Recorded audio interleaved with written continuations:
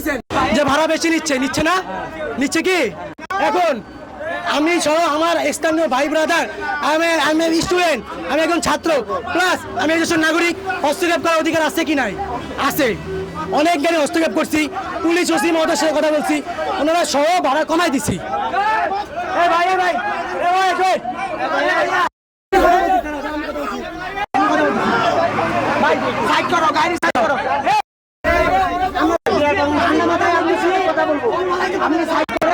আপনার সাথে সবাই মিলিয়ে একটা পরামর্শ করবেন। আপনি সাইড করেন। ও কি করছে জানেন?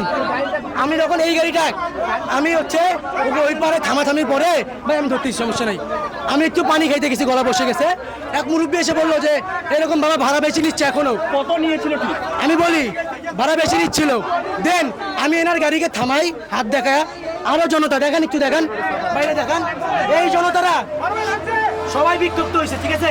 তাহলে ওনার গাড়ির সামনে একজন থাকে মানুষ দ্বারা আমার জীবনের, আপনার জীবনের কি দাম নাই? অবশ্যই এনাদের জীবনের দাম নাই। এইখানে কন্ট্রাক্টর কে ছিল? কন্ট্রাক্টর হ্যাঁ, খুলেন নাই কেন গেট? আপনার কি পায়ের সমস্যা? ঠিক আছে, কেন ভাড়া নিয়েছিলেন বেশি? ভাই আমরা ভাড়া ভাই দাঁড়ান, টিকিট কাটছে কাউন্টারে থেকে আমি বলি ওনার পায়ের সমস্যা, ওনার চাপবার।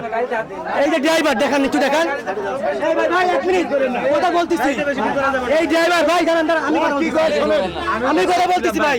এই ড্রাইভার কি করলো জানেন? আমি যখন বললাম যে ভাই ভাড়া কত, কন্ট্রাক্টরটা উনি না ভাই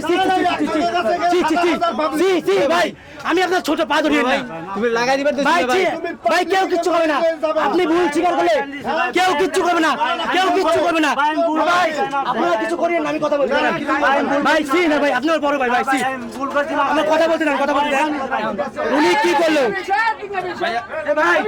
কথা বলতেছি, দাঁড়ান দাঁড়ান। কেন আমি আসবে? কে আমি নামে আসবো? আমি নামে আসবো? আমার আপনার গাড়ি বাড়ি দিলে আপনার জানা রিস্ক নিবে। ঘটনা হচ্ছে গাড়ি সিঙ্গেল সেই জায়গায় আমি ব্রেক করি নাই। উচ্চ ভাড়া দামের প্রতি অভিযোগ এসেছে।